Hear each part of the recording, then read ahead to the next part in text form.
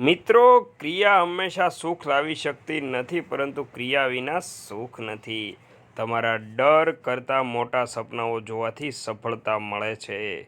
સફળતાનો માર્ગ અને નિષ્ફળતાનો રસ્તો લગભગ એક સરખો છે. સંબંધ ત્યારે જ લાંબા સમય સુધી ટકી શકે છે જ્યારે આપણે એને નિભાવવા માટે સમય આપીએ છીએ. સંબંધોમાં પ્રેમ રહે એ માટે પરસ્પર સંકલન અને સમજણ ખૂબ જ મહત્વપૂર્ણ હોય છે.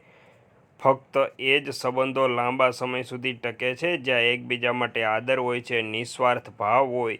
જ્યારે આપણે સંબંધો નિભાવવા માટે સમય આપીએ છીએ ત્યારે એ લાંબા સમય સુધી ટકી રહે છે. જ્યાં સુધી તેમના મનમાં લાલચ, ઈર્ષ્યા, સ્વાર્થ, આળસ રહે છે ત્યાં સુધી તેઓ સફળ નથી થઈ શકતા. સફળ થવા માંગતા હો તો આ બુરાઈઓથી બચો. આપણે તે વ્યક્તિ સાથે ક્યારેય ખોટું ન બોલવું જોઈએ જે આપણી ખોટી વાત પર પણ વિશ્વાસ કરી લે છે. સંબંધ ત્યાં સુધી લાંબા સમય સુધી ટકી શકે છે જ્યારે આપણે સંબંધોને નિભાવવાનો સમય આપીએ છીએ. આપણે વિચારતા હોઈએ છીએ કે જ્યારે આપણું દુઃખ દૂર થશે ત્યારે મન ખુશ થશે. એ વાત ખોટી છે. મન પ્રસન્ન રાખવાથી દુઃખ દૂર થાય છે, એ વાત સાચી છે.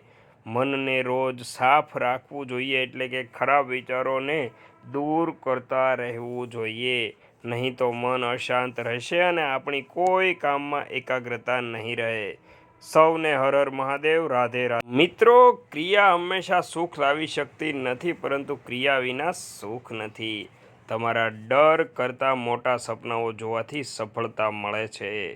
સફળતાનો માર્ગ અને નિષ્ફળતાનો રસ્તો લગભગ એક સરખો છે.